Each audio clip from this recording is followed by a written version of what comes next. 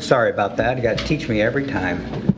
I'm Mike McGowan, Chairperson of the Metropolitan Utilities District Board of Directors, and I'd like to welcome you all to the committee meetings this morning, July 7th, 2021. This meeting is being live streamed from the boardroom at the M.U.D headquarters building located at 7350 World Communications Drive, and a recording of this meeting will be uploaded to the M.U.D website after the meeting's conclusion. I would like to announce that for all attendees at today's meeting who are not fully vaccinated, the district is continuing to follow the CDC guidelines for choosing safer activities by requiring masks or 6-foot social distancing. Thank you for your cooperation in this regard. Now I'd like to invite our Vice President of Safety, Security, and Business Continuity, Shane Hunter, to provide a briefing regarding protocol for those individuals in attendance at the board meeting today in the event of emergency. Shane? Good morning. Shane Hunter, Vice President of Safety and Security. We are located in the boardroom, and the normal entry and exit paths are through the rear of the room where we've all entered this morning. If we needed to leave this room for any reason, there's also a second exit right here. Outside that door in the main hallway, you'll find the first aid kit, the fire extinguisher, and the closest AED. With the closest AED in mind, can I have a show of hands of who's CPR trained in the room? Thank you very much. In case of a medical emergency, 911 will be notified by the security desk. We'll then escort emergency personnel into this room. If we need to seek shelter for any reason for severe weather, this hallway through this door is the severe weather shelter for this building. And if we needed to evacuate this building for any reason, we'll go through this same door, take 2 immediate lefts, and reconvene in the parking garage for accountability. That concludes the safety briefing. Thank you, Shane. Roll call, please. Bagley? Here. Cook? Here. Friend? Frost? Here. McGowan? Here. Howard? Here. Kavanaugh? Here. Mary, I think Dave is actually on an airplane trying to get home from Florida. So with the storm, so he was trying to get here but couldn't quite make it. I'd like to advise all those in attendance that a copy of the Open Meetings Act is available in the back of the boardroom, and a copy is also available in the nearby conference room set aside for members of the public who may wish to, who may attend. Okay, construction and operations. Mr. O'Brien, please.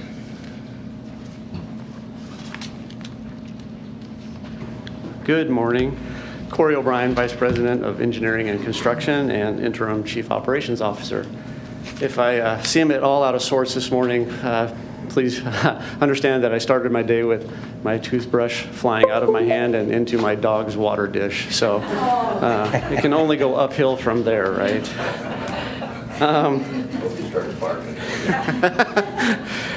Behind tab 5 this morning is our capital expenditures letter. We have 10 projects on the letter this month, a larger letter, but I'm only going to speak about 3 of the projects, and I'm going to spend most of my time on 2 in particular. If you'll turn to page 2, the 2 projects that are related are item number 2 under system improvements and item number 1 under buildings, plants, and equipment. These are both associated with the West Dodge Pump Station project. I'm going to pull up a slide deck here, or Jay is going to pull it up, and we'll have some slides. I want to talk to both. I'm going to speak about these 2 projects together, so the mains and the pump station. Come on. Wait, I've got to wait till it catches up. There we go. All right, it's not advancing. Jay, can you advance to the next slide for me? There we go. Okay, we'll start with this map. So location. The station's location is 156 on West Dodge. It's represented by the red box on this map. I'm going to talk about the mains first, though. The red lines leading to and from the station are the transmission mains that are covered by the CNA under item 2 of system improvements. It's about $6.5 million worth of water main installation. The mains leading up to the station, coming from the east up to the station, are 30-inch, and the main crossing Dodge is 30-inch. The water main on the north side of Dodge and up 156th Street is a 24-inch main. And I would like to mention that, as we'll talk here in a little bit, we spend a lot of time and a lot of years planning for these types of investments. So the mains that are shown there, they're connecting to existing mains in our system. Those existing mains have been sized to accept this new pump station. So we've been laying the groundwork for this station for a number of years. The site itself in the red box, that is property that we have already purchased. That was done in 2019 in anticipation of this project. Lifegate Church, we worked with them to purchase about 1.6 acres of property on the east end of their parking lot. So to kind of give you an idea, right to the east of our proposed pump station are the Wycliffe apartments, to give you some idea where we're at. As far as mains, we're putting in about 9/10, just short of a mile of mains as shown on that diagram. And okay, I want to advance. I want to talk a little bit about timing and why we want to do this now. This map here, it shows our 3 major pressure zones in our water distribution system. Zone 1 in the light blue on the east end of the city. The magenta in the middle, the bulk of it is Zone 2. And then Zone 3 is in the northwestern part of our distribution system. West Dodge Pump Station is going to affect Zone 3. That's why we're putting it in. So I'm gonna zoom into Zone 3. The blue is what we're talking about. That is pressure Zone 3. We have currently 4 stations that pump into Zone 3. That being Skyline Pump Station, Platte West Water Treatment Plant, Maple Road Pump Station, and the State Street Pump Station. And they're kind of in the middle, you'll see the proposed West Dodge Pump Station. So we have, I'm gonna advance here. You can see that Zone 3, Maple Road went in 92, Skyline went in 93, State Street in 05, and Platte West in 08. So it's been 13 years since we've added infrastructure to Zone 3. And there's been a lot of growth in Northwest Omaha in that time period. And so we have been planning for this for a number of years, like I talked about. We actually started thinking about this after the drought of 2012 and evaluating options and different sites. The issues that we're seeing are peak hour pumpages and pressures are, the pressures are continuing to decline as they have over past years. We are running more of our equipment. We essentially, at peak hours in the summertime right now, we essentially have very little redundancy left in our stations. If a unit were to fail, there, in a particular plant, there may not be a unit to back it up because we're running all of our units. So we try to anticipate when the right time is. We spend a lot of time trying to time these right. We don't get credit for putting them in too early, so we don't want to do that, and we don't want to put them in too late because that means that our system is operating at pressures that are not what we want. So we work hard to time these.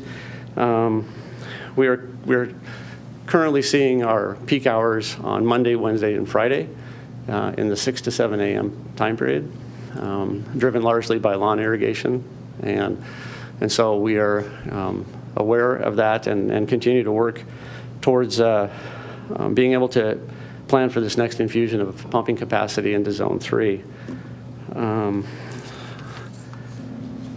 The timing is for when this station will be online is the spring of, I don't know if I have that on this next slide. Jay, can you advance one more for me? It's not advancing for me. Okay, no. So spring of 2023 is when the station will be online. So we have to go through the rest of this summer and next summer without the station, but then 23 we'll have it online. I want to talk just briefly about the appearance. So this is the State Street Pump Station at 142nd and State Street. We built that in 05. It was primarily rural in setting and still largely is, but we knew at some point the community was going to surround it, and so we designed it to look good for decades into the future. And it is a good design. It's kind of a traditional design, but we think it's one that'll stand the test of time and still looks good even though it's 16 years old. And in planning for the West Dodge pump station, this is a rendering of what the West Dodge pump station will look like. You can see it's very similar to what State Street looks like. We think it will fit in very well with the existing community around it. We worked with Lifegate Church because it will be very visible to them from their facility. And so we think it's a good design. We looked at a number of different concepts and had a good group of people evaluating, and this is what we came up with. The pump station itself will contain 4 pumps, 4 million gallons each. And like I spoke earlier, it is designed to run 3 of the 4 at a given time, with 1 as a spare. 2 of the pumps will have variable frequency drives on them to give us greater flexibility in pumping. Corey, did you say 4 pumps, 1 million gallons each, or 4 pumps with 4 million gallons each? 4 pumps, each of them being 4 million gallons a day. Yeah. Thank you. I want to speak just a little bit to cost on the project. So the 2 CNAs that we are bringing this morning, they total about $11.6 million. That compares to our budget for those 2 projects of $13.3 million. So we're about $1.6 million under our budget with what we're bringing to you this morning for approval. One thing I do want to speak to, though, is you'll notice on John Zeller's bids letter that the estimate for the mains and the estimate for the station were both significantly off. On the transmission mains, our bid was significant, or our estimate was significantly lower than the bids we received. On the pump station, it was the opposite. Our estimate was higher than the pump station bids. And I guess we always like to be close on our estimates, but we're finding it extremely challenging with the economic situation the way it is right now, with supply chain issues and labor issues. Things are very volatile, both pricing-wise and delivery-wise. And so we've talked a lot about why our estimates weren't closer. We wish they would have been closer, but we're going to step back and we're looking at the bids that we received. We feel they are good bids. We got multiple bids on both projects. On the pump station, we got 4 bids. They were well grouped, telling us that it's a solid design. And overall, like I said, we're still $1.6 million under our budget for these projects. So with that, I'll entertain any additional questions that you might have before I move on to my last project. Tim. Corey, that main on the map that runs under Dodge Street, is that in existence now or is that proposed? The mains in red are proposed. They will go, our plan is to start installing them this fall. How are you going to do that? Are you going to have to close Dodge Street? No, they'll bore underneath Dodge Street. Without affecting any of the structure and the support? Correct. Okay. Yeah, and that's good. It's probably easier for me to explain why our estimates were low on the mains part of this project. I think we can all, if you've all driven down Dodge, you know how established that corridor is. It's very, very busy. It's very congested. There's probably tons of utilities that we try to find out all the utilities ahead of time, but until you dig, that's when the contractor truly finds where things are underground. And he's got to do a lot of moving of dirt from north to south on Dodge. So it's a complicated main extension. And so it carries with it a significant price tag. But no, we'll begin installing those later this year. Do you have any idea right offhand how old that main is that goes under Dodge? So the one that crosses Dodge Street underneath. That one does not exist yet. Oh, I'm sorry, you're right. You said you got a directional board. We're going to directional bore that. That's correct. Sorry. Mm-hmm. Corey, on going down 156th, will that affect the traffic in 156, or will that be backed up? Because it's been under construction. It's just finished, you know, the expansion. Or will we be tearing up some 156? No, I can't tell you the exact line of that, Mike, but given that we've been planning for it for a long time, you know, our goal is to not impact infrastructure any more than we have to. And, you know, so it is challenging to find places to lay it when it's as established as it is, but our goal is to stay out of new infrastructure, new paving, that type of stuff. Yeah. Corey, how many pumping stations are there district-wide? Oh, good question. I should know that off the top of my head. Well, I don't think they're all on this one. And related to that, in zones 1 and 2, have you observed, or has anybody from the district observed similar pressure issues throughout? And do you anticipate any new construction of pumping stations in the next 5 to 10 years in other areas of the district? That's a good question. Thank you, Director Begley. I didn't mention it, but we currently do have two more reservoirs and pump stations on the horizon. One being in Zone 3, and the other would be in Zone 2, southwest. The purchase of the property is something we put on our budget, 5-year budget plan already, and so yes, those are two that we're planning for at this point. But I mean, we're seeing the pressures mostly affected in Zone 3 at this time. Thanks, Corey. You bet. Any other questions? I have an engineering education question. Okay. Give me a worst-case scenario if we were not to install this as the population grows in northwest Omaha. Is there a geyser or something dramatic? No, I think, probably our most realistic worst or bad scenario would be, because we're running essentially all of our equipment that we can in Zone 3 during peak times. If we were to have a mechanical failure or say an electrical outage that would take a station down, they don't all have backup power. So I mean, we would find ourselves struggling to maintain the pressures that we'd like to serve our customers at those times. You bet. Director Cook, that's a great question. Mark Doyle, President. This topic has probably gotten as much internal scrutiny and discussion as about anything in my 10 years being internal now. And I go back to April of 1993, 4 months after I came on the board, and we accepted the pre-design report from HDR to build the Platte West Water Treatment Facility. At that time, part of the charge from the board to management is to optimize our system. Up until that time, we were forced to bring water from the Florence Water Treatment Plant through a couple of large mains that we actually funded under our construction fund to build Platte West to move water to the western part of town. We also had Platte South. So now we completed this third leg of the stool and we're bringing water back this way. We asked that we optimize our pumping, and I think it took a little longer than it should have maybe to add this enhancement to Zone 3. Mm-hmm. It was hard for me to accept this. We want to be very transparent. When we talk about all our equipment running, we're talking about a little bit in the summer when we're in a drought.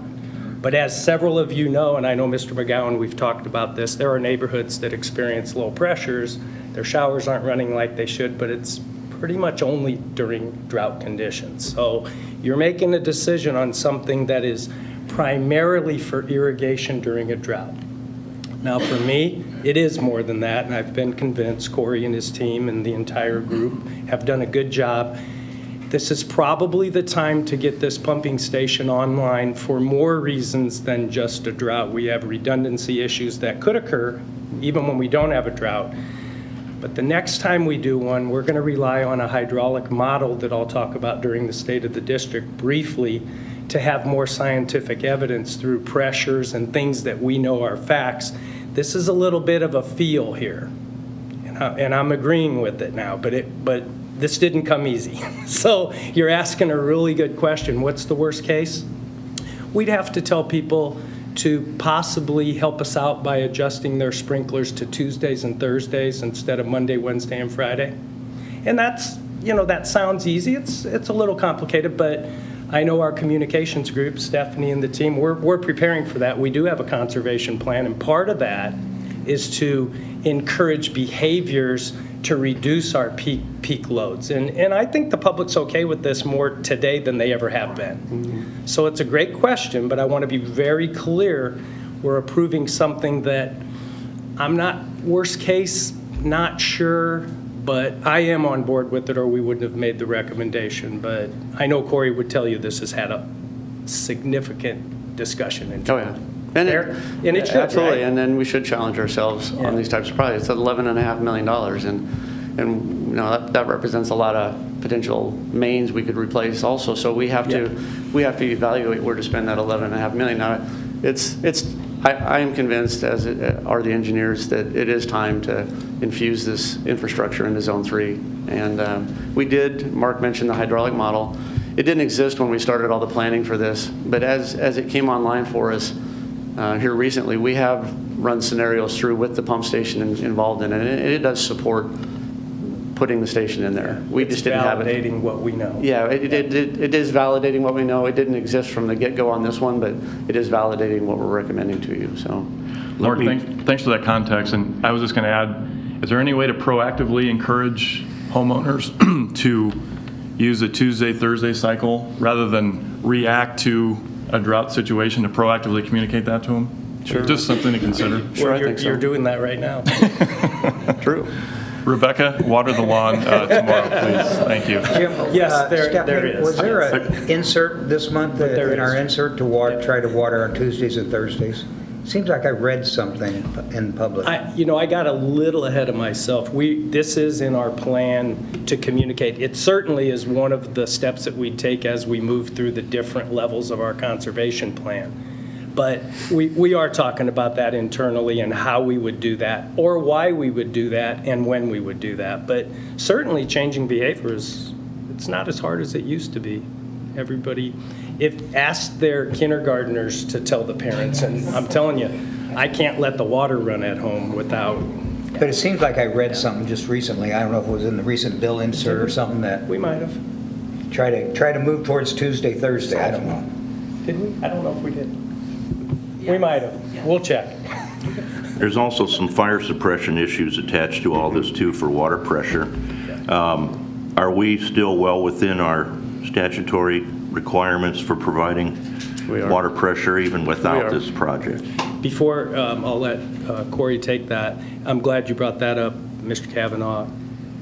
Whether we like it or not, during a drought condition, our pressures drop, and this is another reason why this is needed, so we can keep pressures up. That would be a significant problem. Right. If a fire broke out, and Murphy's Law says that's when it I would. mean, When it's the driest. Yeah, When it's the driest, It makes that's when the sense. fires are going to happen. yeah. right. And we're okay at this point, but we don't have a lot of slack in our rope as far as pumping capacity. And so with anticipated continued growth in Zone 3, this investment is needed. It's not an exact science on the exact month or the exact year that it should be installed, but we're pretty good at knowing when the time is right, and for this one, the time is right. Thank you for the questions. The only other project I wanted to briefly touch on was item number 5 under building plants and equipment. It's not a large expenditure. It's about $190,000, but it's significant to us because it's our facility. This is on the construction center located at the 63rd and Oak complex. As you are well aware, the building has suffered significant settling issues in recent years, year and a half, and there are some interior walls partition walls, concrete block walls that have cracked, settled, and become, quite frankly, a safety hazard. We have reinforced them. We don't have personnel working around them anymore, but the time is right to remove them. This contract will tear those walls down and just clear the space for when we want to start to make repairs to that facility. This doesn't make any repairs to the facility. It's purely a demolition contract to remove the walls that have been compromised. So just wanted to bring that to your attention. Are there any questions on that? Corey, I assume, as always, these costs will be segregated, so we have them accounted for separately, right? That's correct. All the costs associated with this issue are being tracked separately. We have been in communication with our insurers, and we are expecting reimbursement for this work by our insurers. That was my next question. It says it is expected that it'll be reimbursed. Yeah, and Has the insurers agreed to reimburse us, or are we still talking? I might look to Mark Mendenhall to speak definitively about it, but certainly they've been aware of this whole discussion the whole time, so. Good morning. Thank you for the question, Mark Mendenhall, General Counsel. Yeah, to answer your question, my expectation is yes, that the insurers will reimburse for the costs of this demolition. We've been working with them quite closely over the past 2 years. But my question is, have they agreed to? You say, we expect them to, we've been working with them, but have we got an agreement? Have they said, we will reimburse you? I wouldn't say it's that explicit, but it's my expectation. So the way that this has progressed is that we will complete work and then we will submit invoices. They will review those invoices. They may ask questions about certain line items on the invoices. And then either approve partial payment or approve full payment. So my expectation is full payment. They have reviewed the bids, correct? Correct. And so the biggest question that they have is, are we doing a bidding process? And if we're not selecting the low bid, why?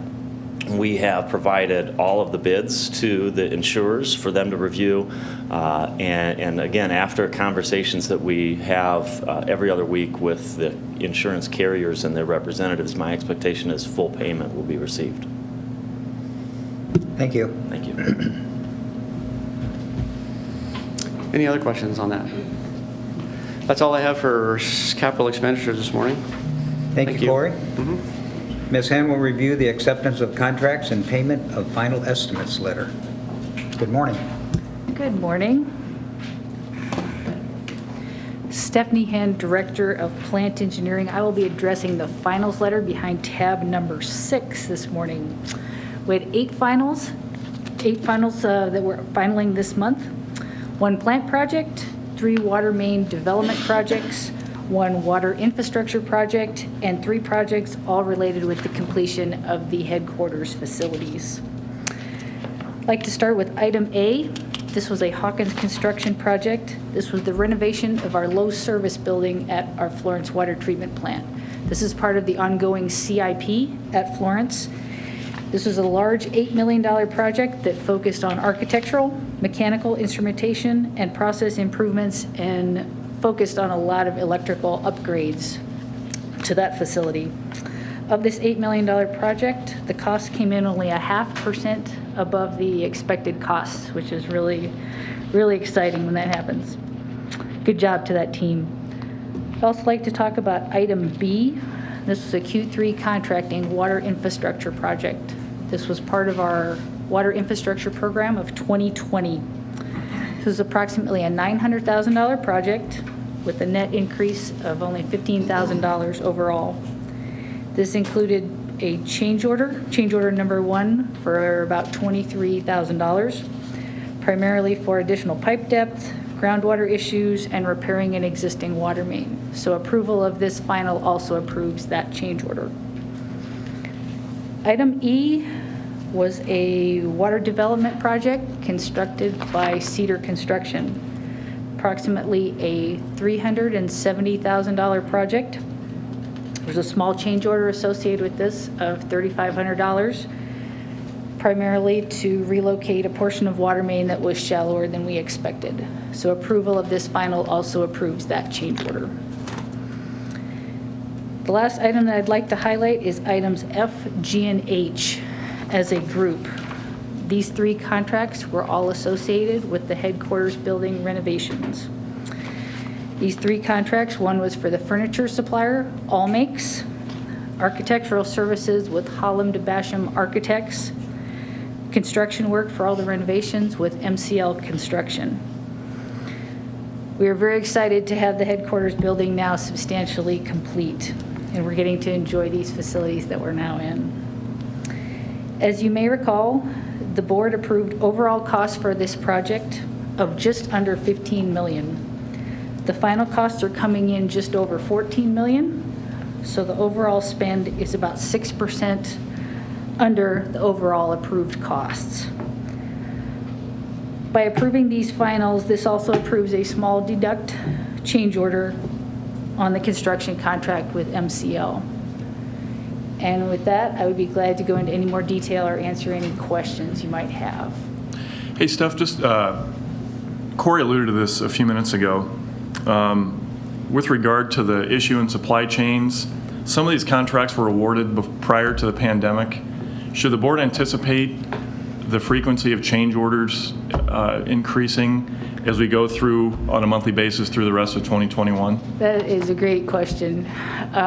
This supply chain thing is becoming a big deal. And like on some of our projects, we're hearing from the suppliers and the contractors, not so much the contractors, but the suppliers, the vendors, that they're using their force majeure. And I'm certainly not an attorney. I can certainly talk with Mr. Mendenhall. But basically what that means is that they don't know when they're going to be able to supply us with some of those materials, kind of when it comes to pipe and fittings and some things like that. So kind of what it's showing up to be is they're saying, here, we will get you your supplies when we can, and the prices may change. We as the supplier cannot guarantee that here's what the price is going to be, which we typically get that. You know, when a contractor bids a project, here's what they bid it at, the vendor backs that up. It's really not happening so much here in the last few months now that we're coming out of the pandemic. And so it's certainly a concern. We're kind of trying to roll with it and see how it comes out, but that is a very definite possibility. Thanks, Steph. Appreciate that. You bet. Thank you, Stephanie. Great, thank you. Thank you, Stephanie. Mr. Zellers will review bids on materials and contracts, please. Good morning. Good morning. John Zellers, Vice President, Procurement and Enterprise Services. Bids on materials and contracts may be found under tab 7.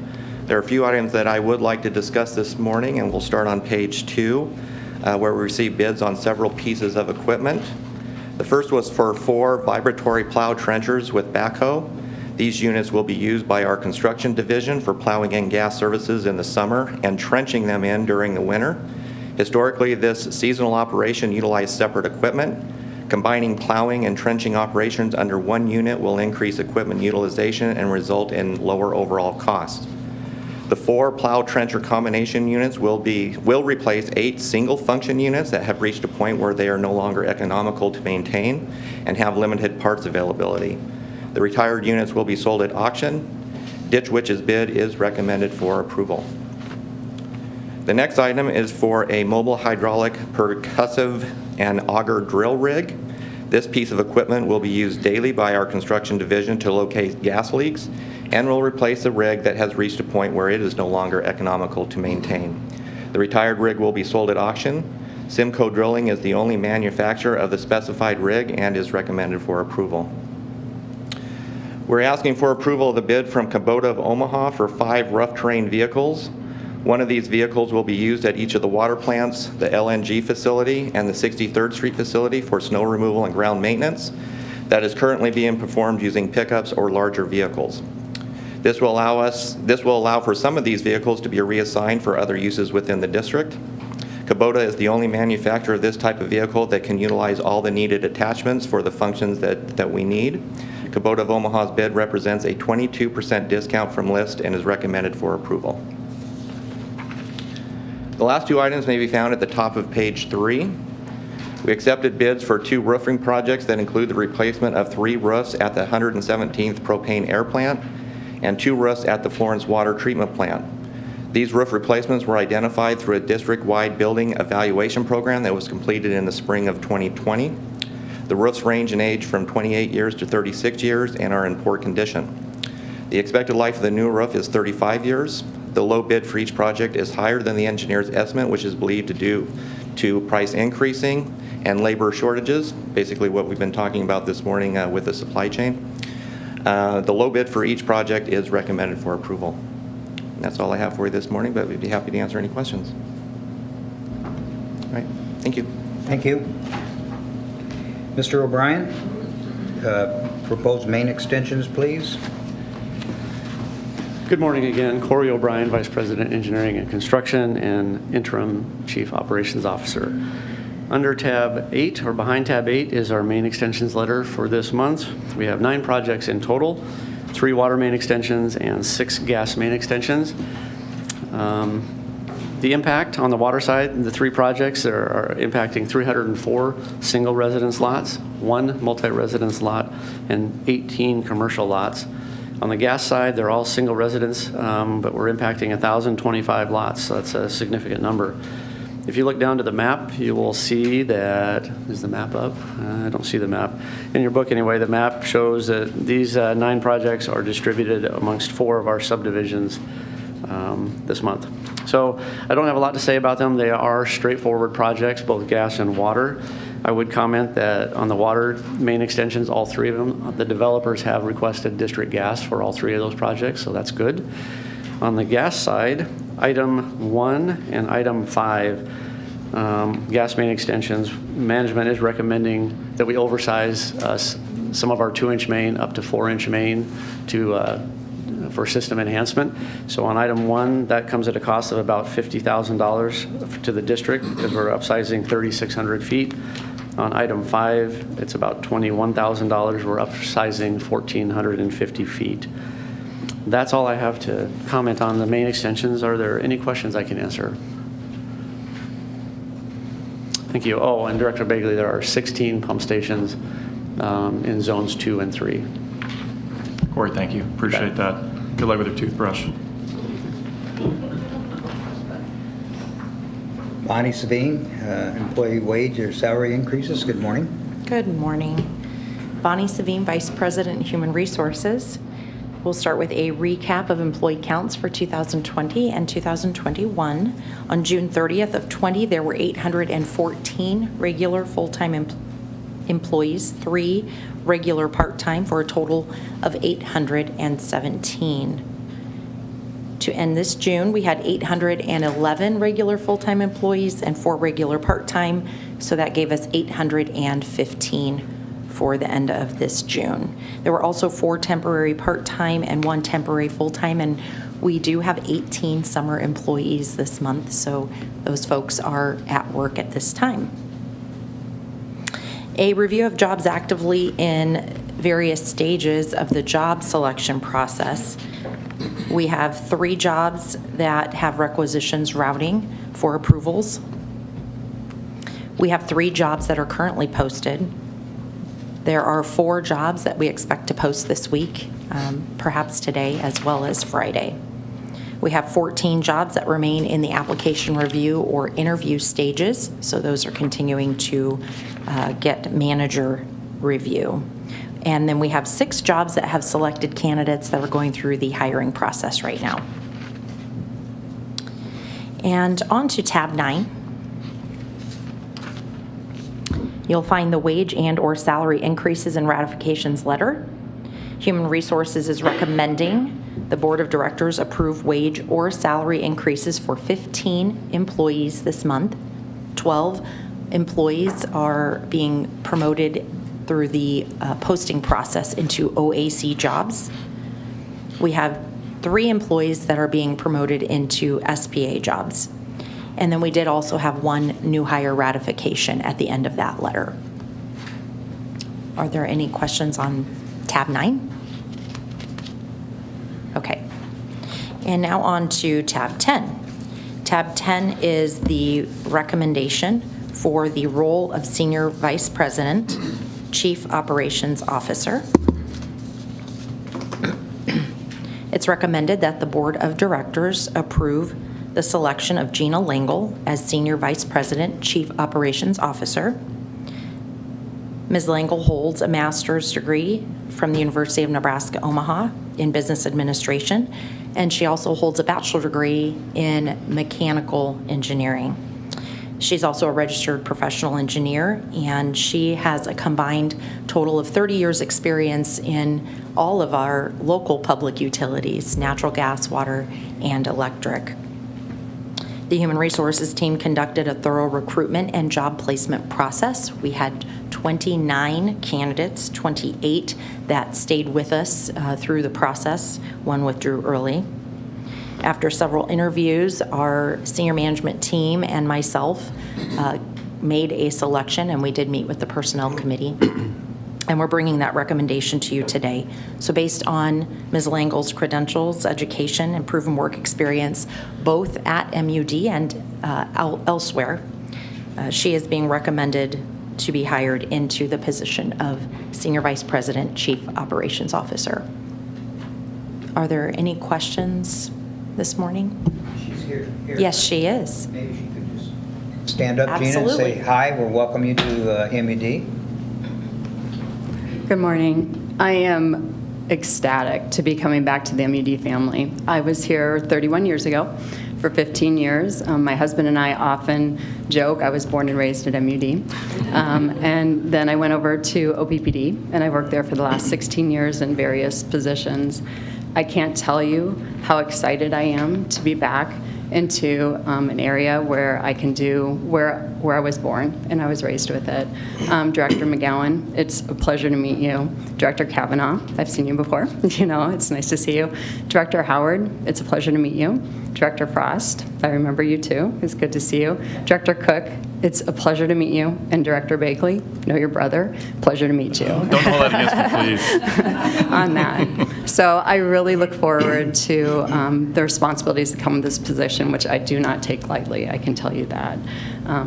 You have any questions for me today? I just want to welcome you, and as Bonnie mentioned, Personnel Committee met last week, and Bonnie and Mr. Doyle and Mr. Mendenhall spoke very highly of you, and we're very excited to have you on board. Welcome back. Thank you. And everybody remembers Jack. So, well, thank you very much, and look forward to working with you. Thank you. And for Ms. Howard, one little update. We do have 2 on-site COVID vaccination clinics that we are holding next week.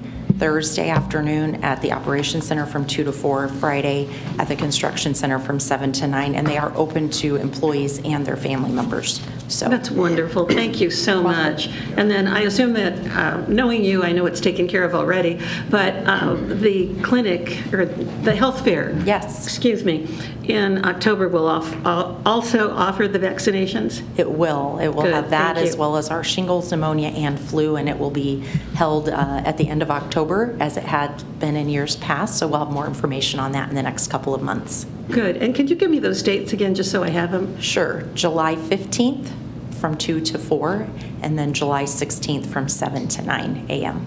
July 15th and 16th? Correct. Okay. Yep. Bonnie, roughly what % of our employees are vaccinated? Do we know? Yes, we're fully vaccinated. We are at 64%. Yes. What group is coming in to provide the vaccinations? Kohl's Pharmacy. Okay. Yes. All right. Thank you. You're welcome. Just really quickly to add to what Gwen said, Mark, go ahead.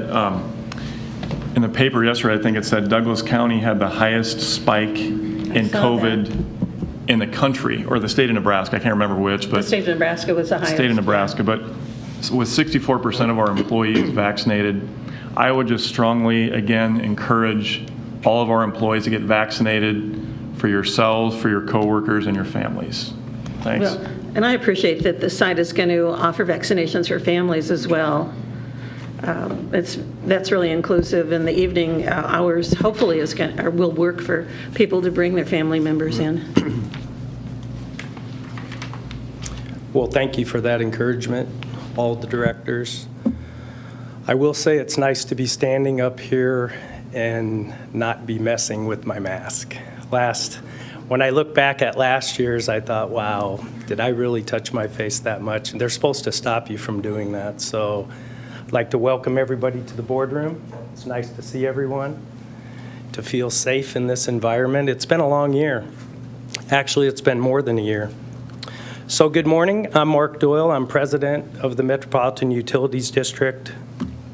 As always, I want to reemphasize that it's an honor to serve with you and lead this public utility that provides life-essential natural gas and water services to the communities we serve. It's really hard to believe that I've completed 3 years, and I'm now in my 4th year in this role that you've given me the responsibility to carry out. It's been an interesting, challenging time, but also gratifying to see how our organization can work through adversity, and I mean adversity like we've never seen. I think all said and done, we've become stronger and more resilient, not just as an organization of employees, but also as a group that works for you, the representative of our customer owners. I'm going to thank you a few times for all your support, your understanding, and the time you spend at this role, and especially today because, you know, I got a pretty big stack of papers here, but the good news is the font's really big, so I don't have to keep pushing my glasses up off my nose. Thank you for that, whoever did that. I can't say enough about our employees and their dedication through the challenges associated with the pandemic. I'd also have to say that during these times we've had challenges with our facilities that you heard about earlier during the CNA presentation. They've adapted, they've never wavered, and they continue to deliver on our mission to provide safe, reliable, and cost-effective natural gas and water service to our communities. I'm proud of the entire district team, from our frontline employees through management and also the board of directors. We stayed focused on our 4 foundational pillars that I'll talk about today: safety, reliability, fiscal responsibility, and organizational excellence. These values guide our decision-making and our daily operations, always with the goal to maintain the confidence of our customer owners. We need a confident board. Doesn't mean we're always going to agree. And even that earlier discussion on the pump station, that just delights me, because we want to be totally transparent with the things we're doing, why we're doing them. But the confidence of you and the customers that you represent is paramount. We really don't sell anything but confidence. When it comes time to ask for more of their money, we want to have a good reason to do it, and we want them to maybe not throw it at us, but at least understand why we're doing that. Today I'll share with you the state of the district. This will be the 3rd one that I've done. The one as I was coming in as president was done by my predecessor. It's the current state of M.U.D, but it's a little bit on the utility industry in general. I'm fortunate to work with an engaged and focused senior leadership team, and I'd like to introduce them now. Senior Vice President and General Counsel Mark Mendenhall, Senior Vice President and Chief Operations Officer Joe Shafford. I'm pretty sure he's on the virtual panel. Senior Vice President of Safety, Security, and Field Operations Steve Osdemore, and Interim Senior Vice President and Chief Operations Officer Corey O'Brien. I'd also like to acknowledge the Vice Presidents in the room with us today. It's under their leadership, actually, that we've been able to persevere through these times. I'd also like to acknowledge the IBE Local 1521 partnership we have. Terry and Tom are in the room, or I should say Ms. Kroll and Tom Todd are in the room. They're always listening. Sometimes, well, I'm not going to say it this year. It's our little inside joke? Yeah. All right. And again, I'd like to recognize the 800-plus team of dedicated employees who are living out our mission every day, 24/7, to serve our customer owners. So I think I'm going to try to follow along with the slides. I'm not sure who's running them, but I think it's the Wizard of Oz.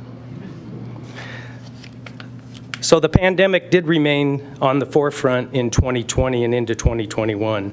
We continued to follow our incident management protocols, which is our pandemic preparedness plan, and we've adapted our responses as necessary. And there were a lot of responses that we adapted, from mask policies to pandemic leave and everything in between. And of course, our discussions and encouragement of the vaccination process. Our team remains focused on the safety of our employees, the safety of the public, and the integrity of our facilities in order to meet our mission. I'm extremely proud of the resiliency shown, along with our ability to collaborate with local, state, and federal agencies amid a rapidly changing public health landscape. Despite the pandemic, we continued to meet 100% of the demand for the life essential services that we provide without interruption. There's a lot to be said for that, and it's never taken for granted. We maintain full operations at our water treatment facilities and also our gas production facilities. It was a little over a year ago, or maybe exactly a year ago, that we were wondering if it was the right decision to isolate our water plants. Several of the utilities in the country did that, and we were fast followers for that. Looking back, I think it was the right thing to do. We hats off to the employees and managers that worked through that. It wasn't easy, but it did show that we were in the mindset that we needed to be, and then we backed away from that. So that's another example of adapting our policies and procedures. So I want to sincerely thank our employees for showing just how important it is to continue delivering on our mission, and especially safe tap water. The pandemic did change the way we work, but many of our employees began working from home on a temporary basis, and many of them still are. I'll talk about that in a few minutes. This option allowed the district to reduce the risk of exposure amongst our workforce while maintaining safe and reliable service to our customers. When we did that, we had to quickly move hundreds of people to a work-from-home scenario and all the technology involved to do that. And of course, there was no vaccine at that time. So you have to put yourself back in that mindset. It seems like this has been going on for a long time when you think of all the different challenging thought processes and hurdles that we went through.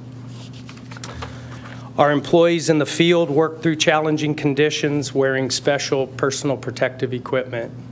It's not easy to work under the tough conditions that they do, let alone requiring them to wear masks.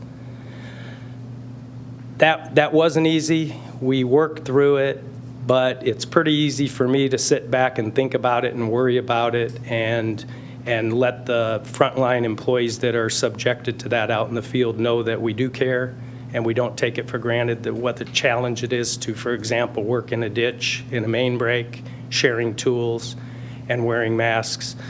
So we never take that for granted, and we want to thank them for keeping each other and their families and the community safe by following those protocols. As far as reentry, for those in the office, we've taken a conservative phased-in approach with our reentry plan. As of July 1st, we transitioned from phase 1 to phase 2, which allows up to 50% occupancy of our facilities, and that's happening here at this facility as well as our other ones. We continually follow the CDC recommendations and guidelines as well as state and local benchmarks, and we hope the trends continue to improve and we can return to phase 3 or 100% occupancy by the end of this year. We're grateful to the many partners and agencies we've worked with throughout the pandemic. And we also are grateful to partners that we've consulted with throughout this, which would include UNMC and the CDC, of course, that I mentioned earlier. So we haven't lost sight of the safety and well-being of our customers either. The district was responsive to the financial hardships faced by many of our customers due to this pandemic. Last year, we temporarily suspended service disconnections and late payment charges, as well as help customers tap into more than $2.1 million in utility assistance funds through the CARES Act and from our own home fund. Early 2021, an additional $1 million in aid was secured from Douglas County, all of which had been awarded by the end of May of this year. In total, $3.1 million in utility assistance aid was granted to over 8,200 households.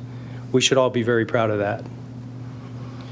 We thank our partners at Douglas County and the state of Nebraska for their assistance and commitment to helping us support our customers.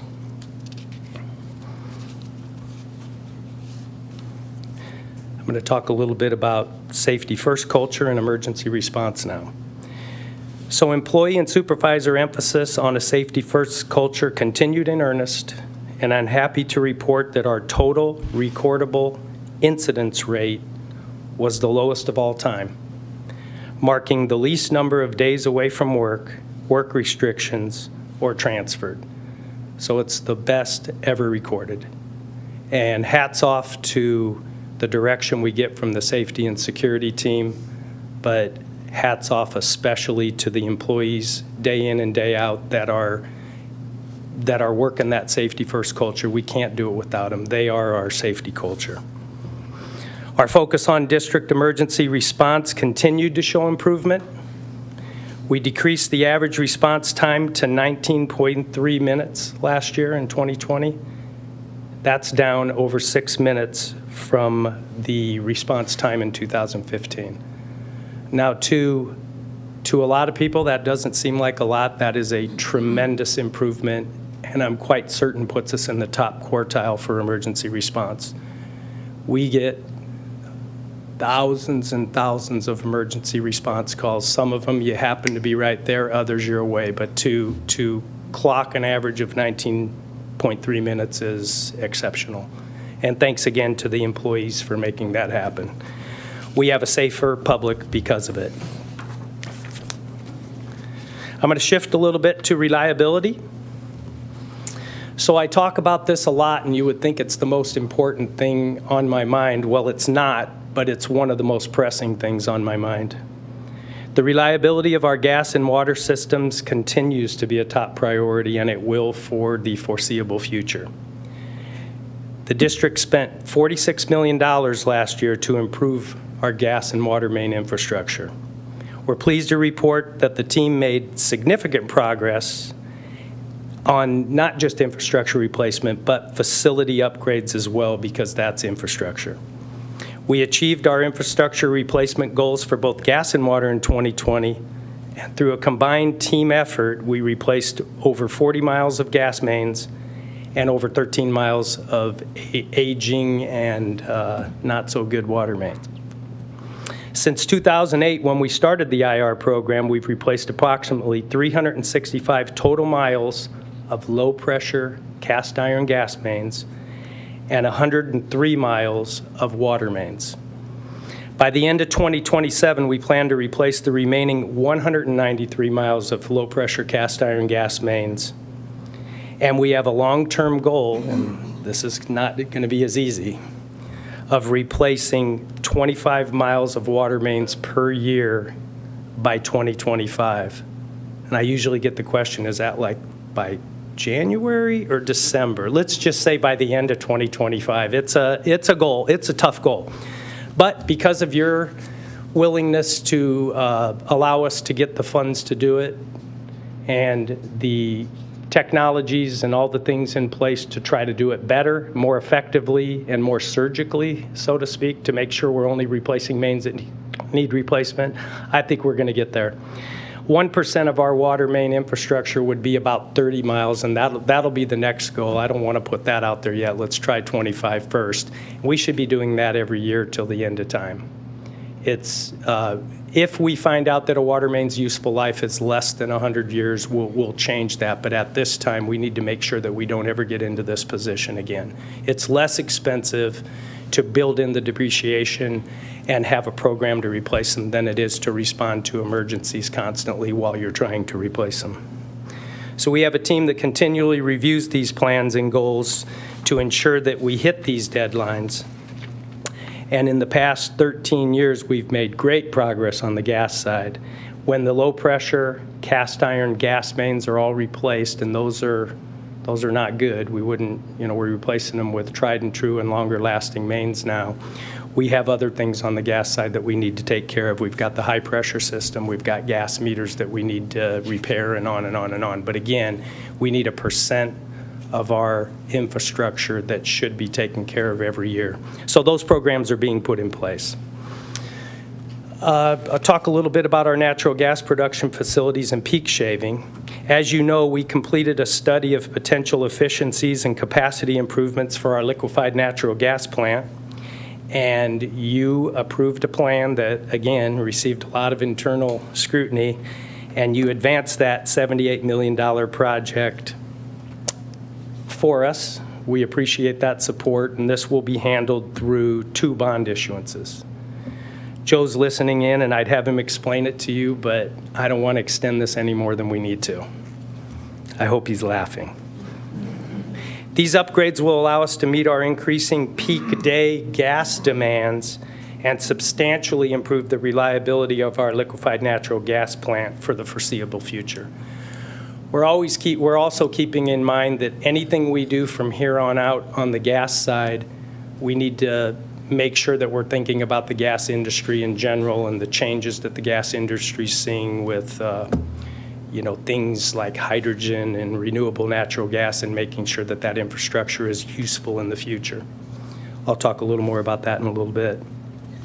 Again, your support is appreciated, and the importance of these upgrades have never been more apparent than when we went through that polar vortex in February of this year. During that time, our customers used 50% more gas than normal, and we had 2 consecutive days of more send out than we've ever had of natural gas.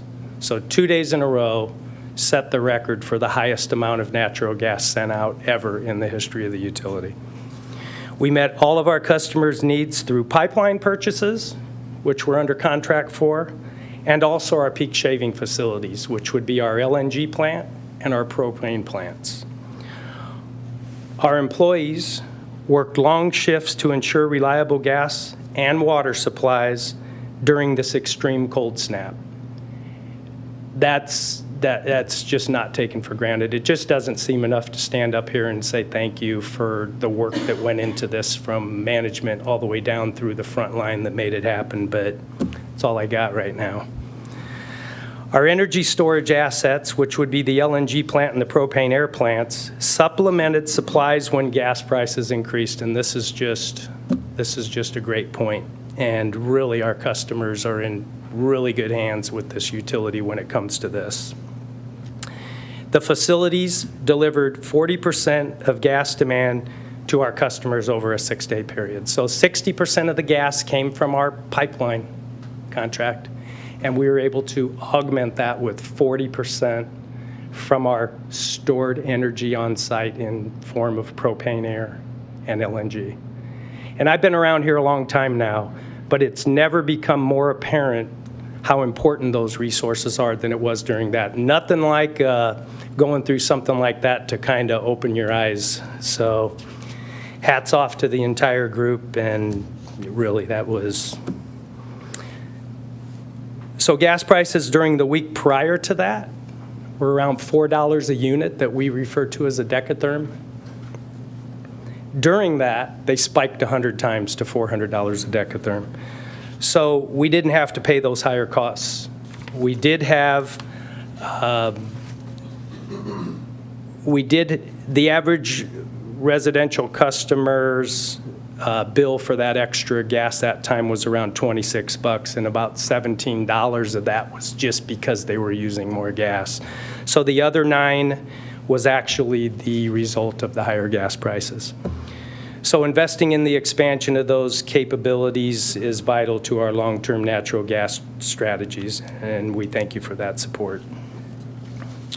So as the energy industry and policymakers implement strategies to pursue a significantly lower carbon energy economy, natural gas utilities are always looking to provide more sustainable solutions. We remain committed to delivering natural gas cleanly and efficiently, even as the industry changes. Natural gas is a fossil fuel. It's CH4. It's 1 carbon atom and 4 hydrogen atoms. So it has an atom of carbon in it, and it's a fossil fuel. But it's also naturally occurring. It's not just something that's taken out of the ground and delivered to gas utilities. So I'm going to have to put my glasses on here. I made too many notes. So we remain committed to delivering natural gas cleanly and efficiently, as I said a minute ago. And along with improving the safety of our gas system, the low-pressure cast iron gas system, our infrastructure replacement program provides significant environmental benefits through leak reduction. Not only are leaks unsafe, they waste gas and they put a greenhouse gas into the atmosphere. From 2008 to 2020, by removing more than 360 miles of cast iron gas mains and replacing more than 41,000 gas services to homes, the district has removed approximately 408,000 metric tons of carbon dioxide emissions. To give you some perspective on that number, this is equal to displacing emissions from 450 million pounds of coal burned, 46 million gallons of gasoline consumed, or 47,000 homes' energy use for an entire year. The district's efforts were highlighted in 2020 at the Global Methane Challenge, an international campaign to reduce methane emissions, and this highlighted the policies and technologies used to recover and use methane. We continue to lead the market in development of compressed natural gas for transportation. We've been experimenting with the renewable natural gas, and renewable natural gas is from landfills, dairy farms, hog farms, sludge ponds, you name it. There's a lot of methane that's organically created. We've had a project with Douglas County whereby landfill gas has been moved to our LNG plant for the last 5 years. A portion of this landfill gas that we refer to as RNG, or renewable natural gas, has been assigned to our local CNG stations. So our fleet, a lot of our fleet that runs on RNG is, very environmentally sustainable. The landfill connection has delivered 2.2 million gasoline gallon equivalents since its inception over the last 5 years. Natural gas produced from landfills for transportation fuel, of course, reduces greenhouse gas emissions by about 88% compared to diesel vehicles. And as far as CNG goes, in 2020 alone, the district dispensed more than 2.1 million gallons of CNG across our service territory. This is the equivalent of 3,300 residential homes' annual gas usage, and it marks the highest amount of CNG ever delivered by the district, and it's just growing. We strengthened our relationship with Metro Transit as they continued to operate more than 20 CNG buses in their regular fleet, and they introduced 9 60-foot articulating CNG buses for the new orbit system that you see going up and down from east to west, Dodge Street and Farnham. FCC Environmental began operating their fleet of more than 70 CNG trucks as a part of the City of Omaha's new refuse contract. These trucks will utilize approximately 100,000 decatherms or 12,500 gallons of CNG annually, or the equivalent of 1,200 residential homes' annual gas usage. And we expect that trash fleet to grow as well. So our investment, promotion, and education of natural gas vehicles illustrates our continued dedication to helping improve air quality for our customers and our surrounding communities. And we want to thank you for your steadfast support for this. This goes back quite a ways, as I know Director Kavanaugh knows. We've talked about this a lot when I was on the board.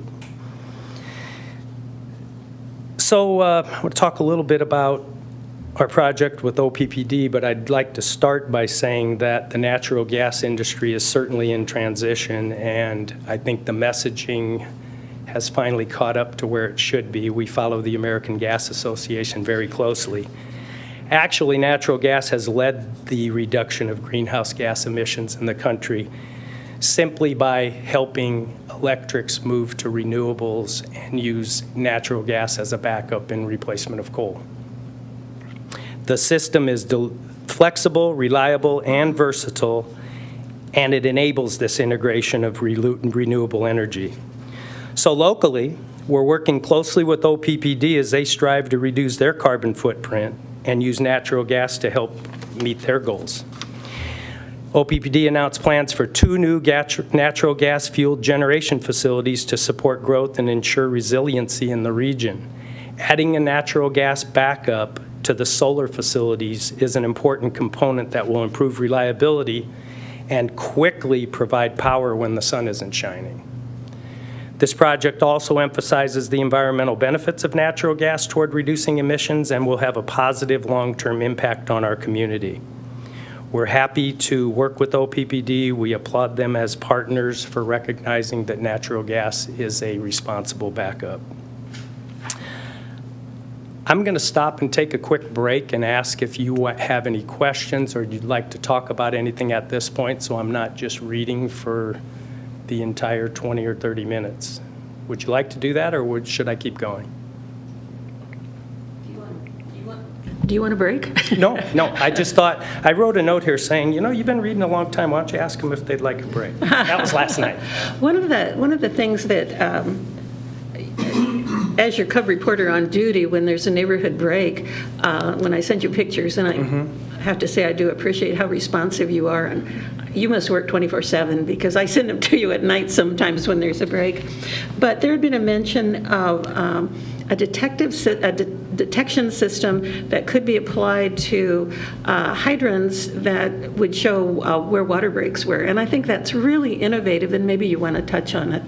Well, we're applying a lot of technologies and innovative approaches that we haven't done to this point. We do have several hydrants, I can't tell you exactly how many, that are outfitted where we've modified the cap of the hydrant to include a device that can hear, and if the sound waves change, you might have a break, and we can go dig it up and take a look, and oftentimes we find that that was a leak that would have contributed to a break. We've also started using other technologies for leak detection that aren't hydrant-based, that are a little different. So the challenge is, how big do you go? How do you support it appropriately? Because if you have information, you want to act on it. But I'm committed, and I know management is committed to proliferating leak detection in a big way. We've also got a couple other technologies, and I won't mention them when I get to them.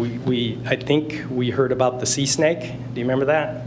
We talked about analyzing a main out near 102nd and F, where the city's going to replace the roads. That's a mechanical device that's, I don't know, about 4 feet long, that'll swim through that main after you block it off and take a look at the entire perimeter circumference and report back information. And we did that, and the information coming back has been stellar.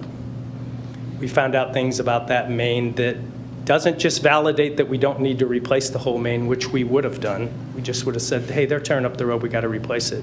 So we end up throwing away a lot of good main. But we also have scientific and engineering backup in the event that a main does break after pavement is applied, where we gave it our best, and it might have broke for another reason, but the information coming back from that was really spectacular. We also have another technology we're using on our large concrete mains that have reinforced cables in them that can rust or become brittle for different reasons. And when those break, we had one on the 4th of July a few years ago. You get a 48-inch main that breaks, it's just a problem. And we found a leak near 142nd Harrison that we mentioned a couple meetings ago, that when it was dug up, it was, yeah, that's exactly what the technology told us. We fixed it, put in a kit, replaced it. So I think what I really like is, like I got a phone call from one of the engineers on the Sea Snake last week, the excitement in the voice. It's like, whoa. So we need to provide these tools, and then I need to get out of the way, because they'll prove themselves out. And I'm just so encouraged. So leak detection's a big deal. We probably haven't been as focused on that as other utilities. If you're in California, leak detection's everything. If you have mains running in California where there are water shortages and scarcity of water, the public will not tolerate that, and they shouldn't. So we're getting better on leak detection for a different reason. We're blessed with great sources of water at the confluence of the Platte and the Missouri. But we need to be responsible. We don't want mains to break. It's a large line item. We want to work on mains in a managed way, not an emergency way. We'll probably never get away from it, but we've made great progress. Thank you for those pictures, by the way. Oh, you're welcome. I'm getting better and better. I felt like I visited those main breaks. The pictures Well, were it seems so like good. when there's a break in my neighborhood area, people have me on direct dial, so Well, I bet they do. whatever time of the day. So I go over there. But I really am encouraged about the early detection, and the more we utilize that, then we can let the neighbors know ahead of time before they try to get a glass of water and don't. And plus, we can hopefully keep our workers, prevent our workers from having to go out in the middle of the night when it's so hot or so cold. If we can be, I think everybody just would appreciate somehow knowing that this is going to happen and we're going to deal with it. Yep, I agree.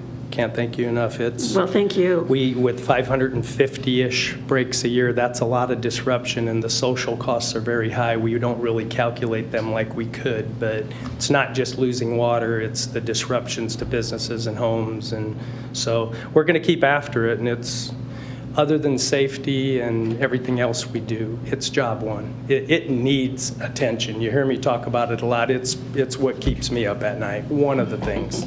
There's a few others. Anything else for the moment? All right.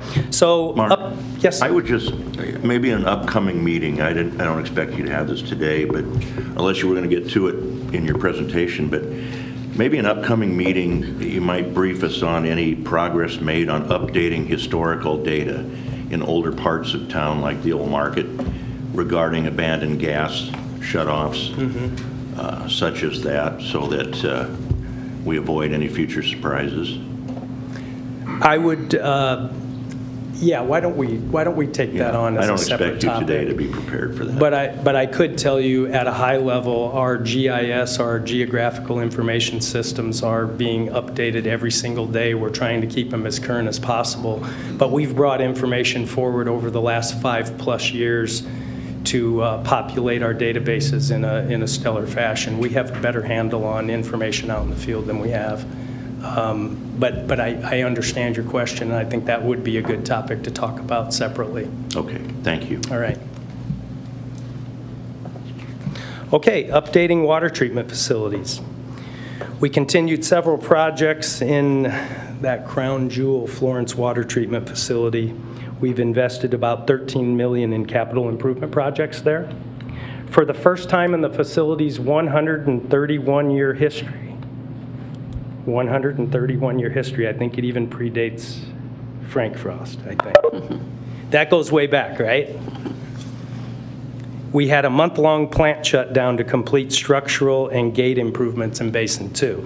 Doesn't matter what the shutdown reason was, but to take that plant down for maintenance is a big deal.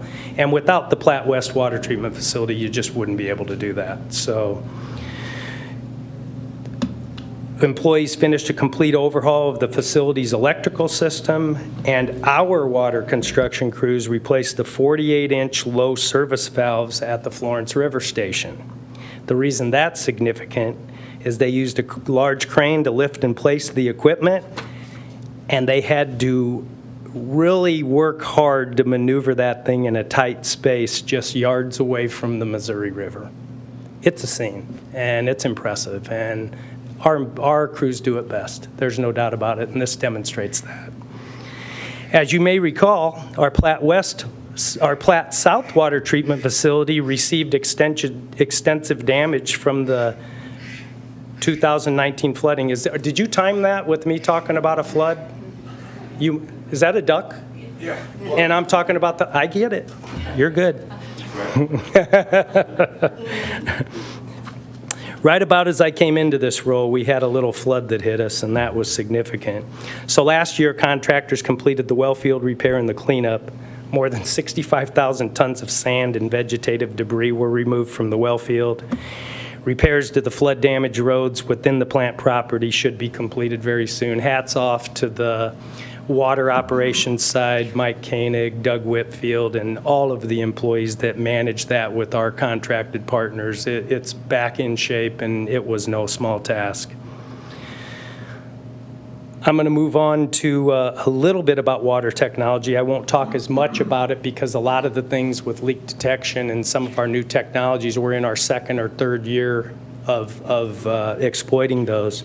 But our engineering and construction teams conducted a pilot program for a process known as pipe bursting to increase efficiency when replacing a long run of pipe that have little horizontal or vertical deflection, so straight runs where you can run an auger through it and break the old pipe and pull a new pipe right through it. Less disruption. I watched it happen under L Street during rush hour traffic at about 64th from the north to the south. I stood there and watched it. Those cars went by, nobody knew what was going on. So our crews are going to be doing that. They're excited about it. They did a little bit of that earlier this week, I think. And I said, hey, I wouldn't mind coming to see, but I don't have much time. Well, they were done in a couple hours. So you can go through the same channel. Of course you have to locate, but the locating is less risky when you're going through a channel that's already there. So this is supposed to be a point-in-time presentation, and that's the newer thing that we're moving forward with, and we're really excited about it. As we mentioned earlier, we teamed up with contractors to use robotic technology to assist with critical preventive maintenance efforts. We scanned nearly 5 miles of those concrete mains, and I mentioned what a win it was with the one on Harrison Street. That damage would have just, it's like, if it doesn't happen, you don't know how bad it would have been, and that's the great news. We also are being careful with concrete that we go under so we aren't destroying new concrete. We mentioned earlier a new hydraulic model. That brought online in 2020, and that's an exciting integration into our GIS, or Geographical Information System. It'll serve as an important tool for all of us, especially engineering and water operations, to plan and execute the water master plan that we're developing. So, as I said, future pump stations and those things, they'll be, you almost can't be wrong now, but as we get better and we have less water main breaks, you need to be more surgical and more strategic about where we go. So we're standing here in a newly renovated facility, and by the end of last year, we completed the renovations of our new headquarters, and we weren't able to occupy or celebrate it. That's just kind of how it's been going in my first 3 years. Had a flood, had a pandemic, new facility. We view this as another important investment in infrastructure, and I think we can all agree it's not just a beautiful facility, but it'll serve our employees and customer owners well for years to come. We've added this boardroom at your direction, and we appreciate that for public meetings. And you've adapted so well during this pandemic through WebEx presentations and also as we kind of move back in a little bit. It's been great to have that flexibility with you, and we appreciate your support as we remain transparent and accessible for you to carry out the public's business. I want to talk a little bit about Construction Center 1. It comes up a lot. We know that that was disrupted through a neighboring project that we've talked about quite a bit. We formed a task force last year to actively manage that issue. We included regular inspections by a third-party structural engineer. Again, we appreciate our employees for being vigilant and cooperative and monitoring and reporting any damage they see. They're our first line of defense on most things, and this is no exception. This past April, as you know, you approved a 3-year lease for a facility near 142nd and C Circle. It's got adequate space. We've identified the employees that will work out of that facility, and we should have access to the building this month to begin improvements necessary, and we plan on moving employees into the facility hopefully by the end of August. It's important to note and re-emphasize, as we said earlier, we're working very hard and diligently to recover incremental costs resulting from the damage to that construction center.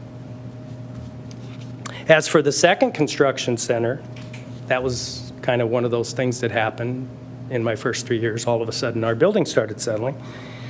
But for the second construction center, now that's good news. It's been a long time coming, and that facility that'll be off of State Street is moving forward. This is an extremely important business continuity facility, and it is an infrastructure improvement, just like fixing our water mains.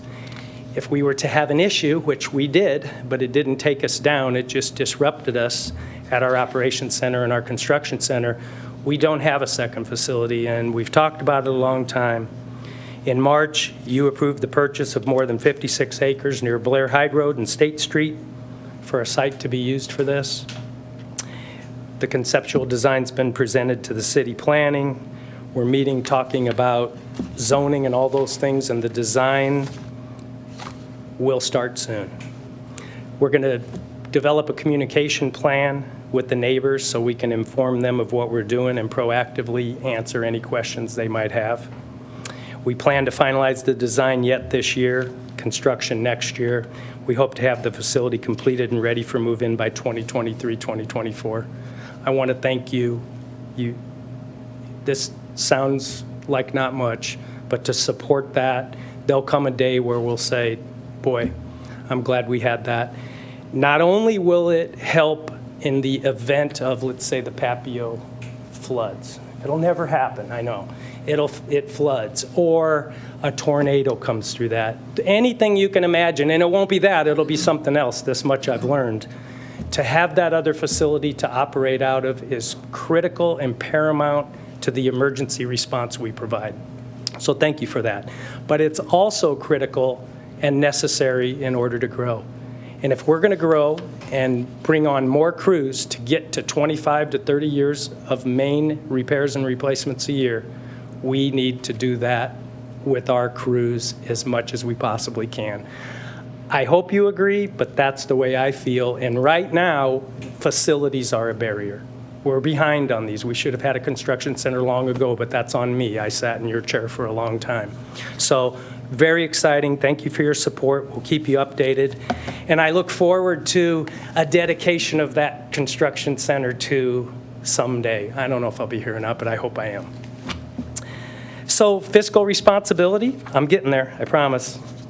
We had another great year of strong fiscal financial results in 2020. Our annual revenues of natural gas exceeded budget by 3.7%. Water sales totaled 31 billion gallons. You know, that's a lot of gallons, right? Really, the number doesn't matter, but that's the highest annual consumption since 2012. That year, we distributed 37.9 or almost 38 billion gallons, and if I'm not mistaken, that was a drought year. It was 2012. In October, Moody's Investor Service reviewed our gas and water department and affirmed our AA2 credit rating. And as you may recall, our S&P credit rating for this gas system is AA+. This is the highest credit rating of any municipal gas system. Hats off to the board for your support and trust, and to all the employees, and especially Joe Schaffert, Mark Myers, and their teams. That would include Geneva, and I'll go on, and when I start mentioning names, it's just not good to do. But we've paid very close attention to this, and we have the luxury of your support on this and your confidence. So, affordability. To measure affordability, we compare ourselves to approximately 40 other utilities, including in the annual Memphis Gas, Light, and Water Survey. Our gas rates remain well below the national Midwestern averages, ranking second lowest in 2021. Our water rates trend mid-range nationally and regionally, ranking 14th. But we don't know in that list who's funding infrastructure replacement or not, and I'm sure some of them aren't. So to be 14th and also have a plan to be replacing or rehabilitating infrastructure to the tune of 25 to 30 miles yet this decade is really good. There'll come a time where that will organically drop because of that. I'm positive of that. So that's something to be very proud of. The district's long-term natural gas transportation contract with Northern Natural Gas, which extends through 2036, saved our customer owners $8 million as compared to the published tariff rate in 2020. Natural gas prepay contracts, CPEP, Central Plains Energy Project, and 3 other entities saved our customers $7.8 million just in 2020 alone. Those prepay contracts have saved our customers $94 million since 2007. We do have an advantage in the way we buy gas, and hats off to Jim Knight and his team for staying focused on that and making sure that I understand this. They've done a good job of that. So we remain committed to the promises to our employees to properly fund our pension and other post-employment benefits known as OPEB, which is retiree medical mainly.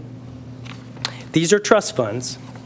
Both of those trust funds performed well in 2020.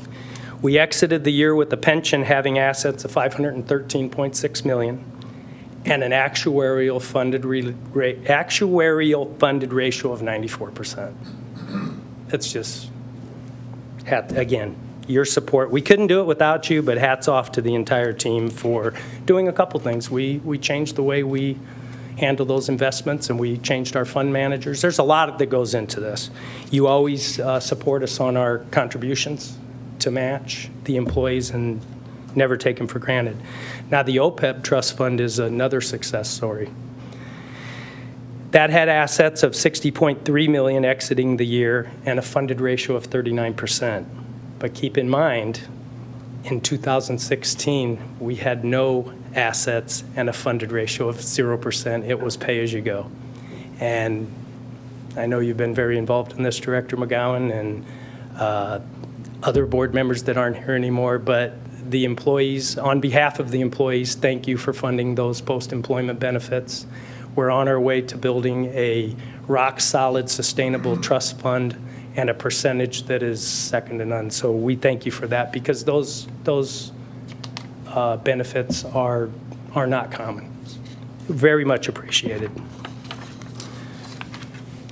So even as the pandemic took center stage throughout last year, we remained focused on raising our profile within the community and among our employees. We launched a refreshed utility assistance program, and we renamed it the Home Fund. It provides assistance by connecting customers in need in the community. More than $240,000 was distributed to our customers suffering severe financial hardships. In March, thank you, Director Cook, we co-hosted and chaired the 14th annual Heat the Streets Run and Walk for Warmth. Was it nice that day? I think it was, wasn't it? It was part virtual, I remember, but that raised $103,000 for our customers in need of assistance. Over the life of that event, though, it's been almost $1.5 million that have raised just through that event that goes directly back to our customers in need. We also support the community through our annual giving drive. Current and retired employees donated $90,000, which was split between the Home Fund and the United Way. We did give our employees the choice on that. And in an effort to be a better neighbor and more integrated with our communities, we added the Nextdoor app to the list of our social media platforms. We now have the potential to almost in real time reach more than 225,000 residents in 710 neighborhoods. As we work our way into this and make sure that we're good neighbors in the Nextdoor app, we can connect to share outage information, road closures, community events, and more in a strategic way. But we can also intervene if we need to on conversations about M.U.D. Often you'll see people talking about their utility or something, and our employees have been really good about saying, hey, did you see this? And it gives us ability to really talk in real time. So hats off to Stephanie and Tracy for getting that going. We've been talking about it for a long time, but unless you were law enforcement or city government, you're not allowed to post into, and they've opened it up to utilities now. So it's really going to be a great tool. So, and also as an extension of our on tap, we branded our water a few years back. We are working on a rebranding effort, and we've walked the board through that, and there'll be more to come on that. So employee communication is a key aspect of an engaged and informed workforce, and we're continuing to require regular one-on-one meetings for managers and their direct reports, and also at some frequency meetings with your once removed. This is really starting to pay off, because I used to hear, I'm not saying I used to hear, I'm going to generalize, but when I would talk to employees, which I often do, they might say, well, my manager's really busy and we just never talk. That doesn't happen anymore. So when the conversations, I can't say how good the conversations have to be, but when people talk, problems get solved, in my opinion. You find out a lot of things. And if you're just talking about your families and getting to know each other a little bit, that's great too. So that's been really good. And the HR department under Bonnie's direction has led that, and that's been a really good thing. Okay, we also implemented a few all-employee surveys to solicit feedback on communication preferences. We've done follow-up surveys. We refreshed our intranet with COVID-19 response protocols. And we've had a lot of interactive chat with the president. I've probably have met with a lot of employees on a more frequent basis because of this. There's no excuse for not setting up an interactive virtual link and talking to people. We probably averaged about 100 employees on most of those virtual meetings, and we pre-survey to ask about any questions they might have, and we take questions during it. It's been a really good thing. I probably learn more from it than the employees do, so I've appreciated their attendance. As far as diversity, equity, and inclusion, our Human Resources group is working with us as the senior team to enhance and redevelop a program dedicated to D&I. We have a ways to go. There's no doubt about that. We did send out a diversity and inclusion statement that we created, and we shared it with all our employees, and it reads as follows. M.U.D is committed to employing a diverse workforce that reflects the community that we serve and that is inclusive of and respects employees' individual differences. We value and embrace an employee's need to bring their authentic self to work. We've had some focus groups with a cross-section of employees where we're talking to some subject matter experts outside of the district. But really, it starts with every one of us, and especially me. And I recognize that we have a ways to go in providing opportunities for everyone, regardless of diversity and you know, who we are. One of the things that I feel that will be important is we have some professional development, but traditionally here it's only been for the engineering group. And that doesn't promote opportunity. And it's not their fault, that's just how it's always been. We need to provide professional development to all our employees so they can rotate through areas and have better opportunities and know what jobs are there, and we've got a good start on that. And also in our hiring practices, I think it's not a given that a slot in this company belongs to someone years ahead of time. That's counter opportunity, and I'm just going to say I can only show you through my actions. But I'm also happy to report that one of the attributes that Ms. Langle brings to us is her experience with OPPD. Tim Burke, I think, has been an absolute leader on this topic, and not just superficial, an absolute leader. And I've talked with Tim a lot, and some of the things they've done at OPPD, I wish I would have done, but it's never too late. So we'll be looking to Gina to work with Bonnie and the entire team to help us understand what the outcomes of those were and what would work here at M.U.D. You didn't know I was going to carry your resume up, but we had some long discussions about this, and I'm really encouraged. I'm also encouraged that the relationship with OPPD is going to be more important going forward than it ever has been, with natural gas and electricity not being able to be separate, so I'm encouraged with that too. We're going to open up a new intranet page on D&I. We're going to add a diversity calendar. We're going to continue to develop a roadmap to launch D&I initiatives. These are just tactical things. I just want you to know it's at the top of my mind, and next year I'll have a better report for you. So I also want to, Corey still in the room? Compliment Corey for his 10 years of interim. So, you know, Corey and I have had some really nice talks, and when he agreed to be interim, I said, you know, I did this once.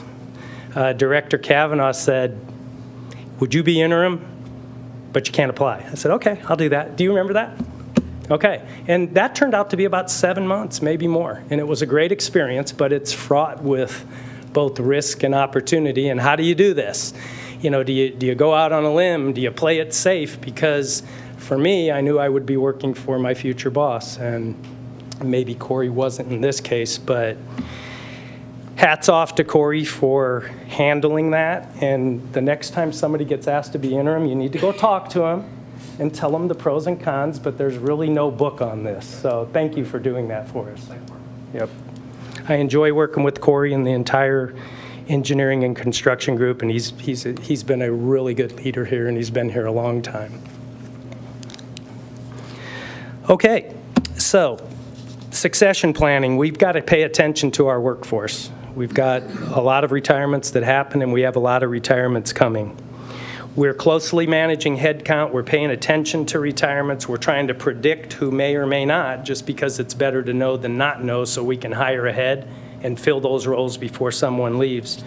So HR distributes what's called a separation map on a quarterly basis, and it frankly says, you know, Mark's been here X years, he's vested or not vested, and maybe he's got kids in college. So we just try to, and this is good information for your one-on-ones.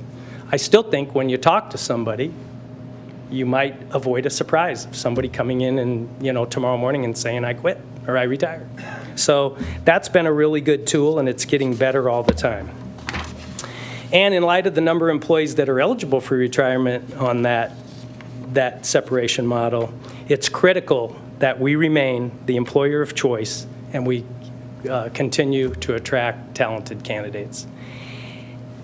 This building is, we may not be able to pay like some of the Fortune 500 engineering firms, but when an engineer walks through the door here and goes upstairs and Corey takes them around and shows them the optimized, effective workspace that they're going to get to work in and the kind of projects we do, I think we can mitigate that. I think it's a modern facility that will attract and help retain talent in the future. Not just engineering, but their work is special. They have large plotters and they need a lot of room. So it's really been a good thing. As you know, we have a selection of a COO candidate.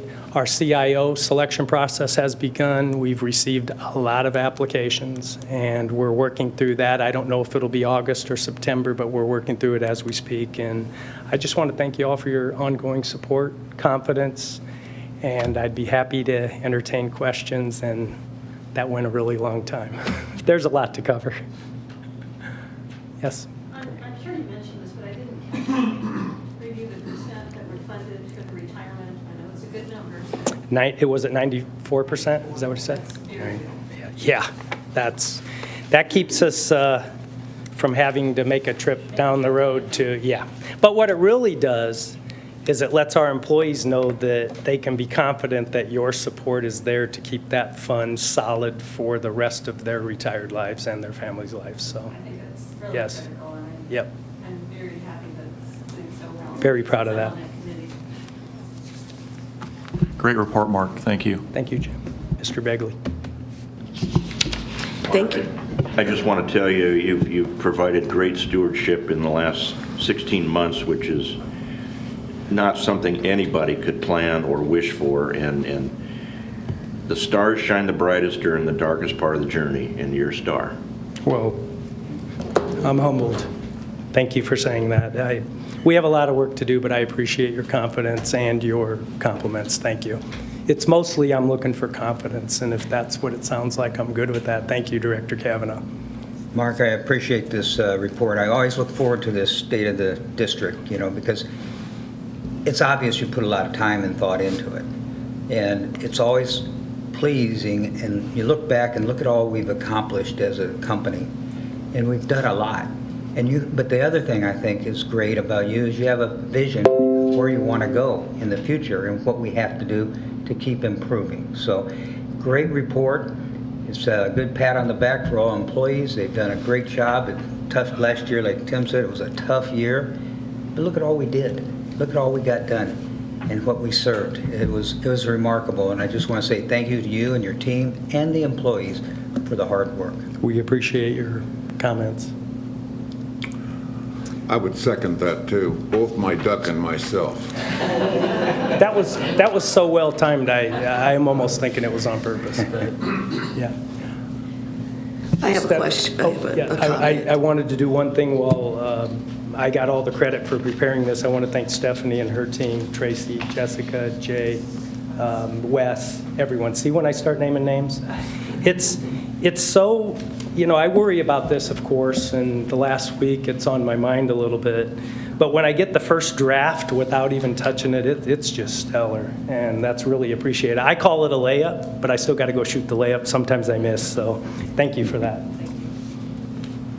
Director Cook. Thank you very much for your report. We had a pandemic, you had a flood, you had construction damage. We also had civil unrest. Yes. And it's yet to really be addressed kind of anywhere in a strategic way. We've done, I think probably, I don't know, maybe since the 60s or 70s, done recognitions and things that I would view as more promotional in nature. but the level of, for diversity and inclusion, not to be an initiative, not to be something you do out of obligation, but not to be an add-on, or if we have leftover money or leftover time, but to have an attitude and an approach and a culture that is just as forward-thinking as the physical infrastructure. I mean, we did things today that look into the future in terms of how buildings are designed, how pipes are designed, and when you got to the diversity and inclusion, it was clear that that still doesn't exist in this organization. So, ways to go. We have a ways to go. I think maybe 30 years ago, people would be, yeah, we have a ways to go. But I look at this room. I'm not certain what your DNA breakdown is. I'm looking around, I appear to be the only person with ancestors from the African continent. I've got Irish too, but I think it's ridiculous, and you can point to the money's always good, being excellent. We're excellent fiscal stewards. We are forward thinking in terms of how our customer owners are, whether they're inconvenienced or they lose money in their business. But I want to reemphasize that you would have to be blind, deaf, cognitively impaired not to recognize the importance of what we saw, not just in a flood, not just in an invisible or microscopic virus, but in the civil unrest that still exists, and it's not really being addressed. Well, this is my job now, so that's one thing for it to be, to reach barriers, political barriers, and for that process to take its turn. But it is important for us to apply as much energy, not simply to outreach, not simply to education, but to recognizing that it's just as important as the pipes that we buy, having that, being able to make decisions in that area. So, thank you. Your points are well taken. That's why I didn't just want to rattle through, and I used the word tactical, and yes, your points are well taken, and I look forward to working with you to help me. Absolutely. And here's the thing also that we learned in the last year and a half. It's not just always up to Tanya. No, I understand, right? I'm I agree. 56 and a half. I'll be 57 in November. I'm happy about it. I feel like I got good genes on the outside. It shouldn't just be who Tanya knows and what Tanya knows. Why isn't it everyone's responsibility? It's everyone's responsibility to ensure that this is a well-run organization in every other way. And I'm rejecting that notion that it's all on Tanya to know everybody. This is a city, certainly a segregated city, but this is a city with lots and lots of people from all over the world, and people who have lived in this city and in this state their whole lives. We're going like the second and third generation, but somehow folks just don't seem to make it through these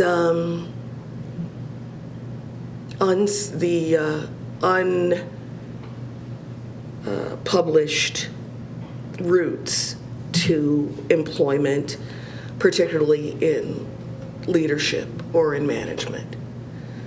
So it cannot just be on Tanya. This comes up over and over again on other volunteer boards. The expectation is they bring Tanya on, or one person of color on, or one woman on, and then they're supposed to know everybody and use all their free time courting and nurturing relationships on behalf of that institution. And we all live here, we all benefit from living in community. So we all need to invest in that. Thank you. Thank you.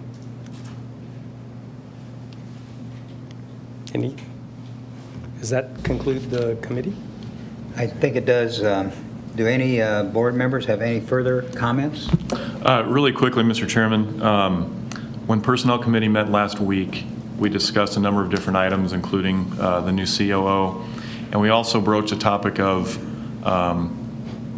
senior VP salaries and internal equity, market equity. So I know Bonnie Savine was going to take a look at that this month and perhaps present something to the board next month. So I just wanted the board to be aware of that. Thank you, Jim. And Jim, I know you've got to run by 10:15 or so. Yes. We'll take a break, and how about we move agenda item number 12, the president's salary, do that the very first item, so then you can skip out if you want? That'd be great, Mr. Chair. And also perhaps item 2 under personnel as well, with the new COO as well? Yes. Yeah, we'll do those first. I appreciate that. Thank you. Okay. Any other comments from the board? I'd like to mention that due to COVID-related precautions, members of the public have access to the meeting via a WebEx connection that is set up in an adjacent conference room at the headquarters building here. Are there any members of the public who would like to address the board? And if so, please indicate your intentions to the moderator. Director McGowan, we don't have any public in. Okay, thank you.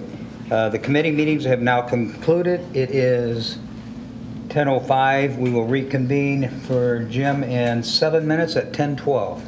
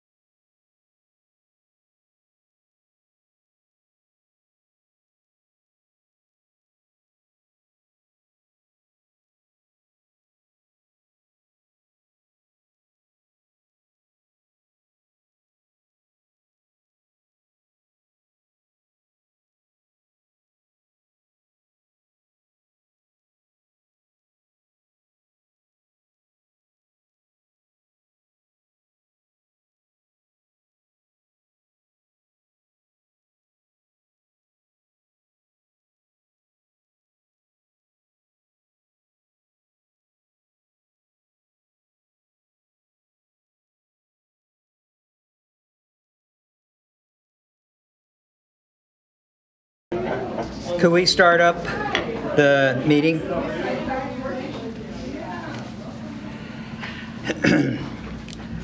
I would like now to call the meeting to order. I'm Mike McGowan, Chairperson of the Metropolitan Utility District's Board of Directors. I'd like to welcome you all to the regular board meeting this morning, July 7th, 2021. This meeting is being live streamed from the boardroom at M.U.D headquarters, located at 7350 World Communications Drive, and a recording of this meeting will be uploaded to the M.U.D website after the meeting's conclusion. I would like to announce that for all attendees at today's meeting who are not fully vaccinated, the district is continuing to follow the CDC's guideline for choosing safer activities by requiring masks or 6-foot social distancing. Thank you for your cooperation. Mary, could we have roll call, please? Bagley? Here. Cook? Here. Friend? Frost? Here. McGowan? Here. Howard? Here. Kavanaugh? Here.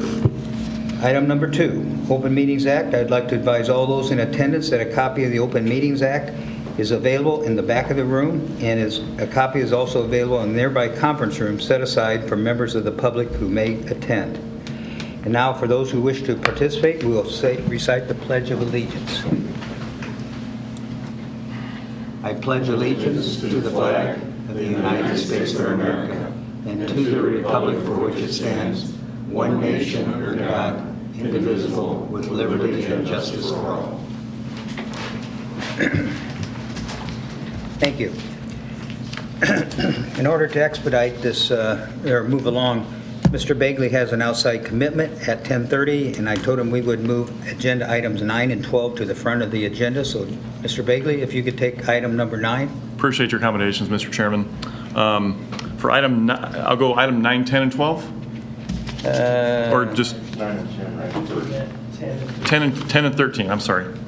For item 10, I move that we approve the selection of Gina Langle as the Senior Vice President and Chief Operations Officer for M.U.D. Second. Discussion? Roll call? Bagley?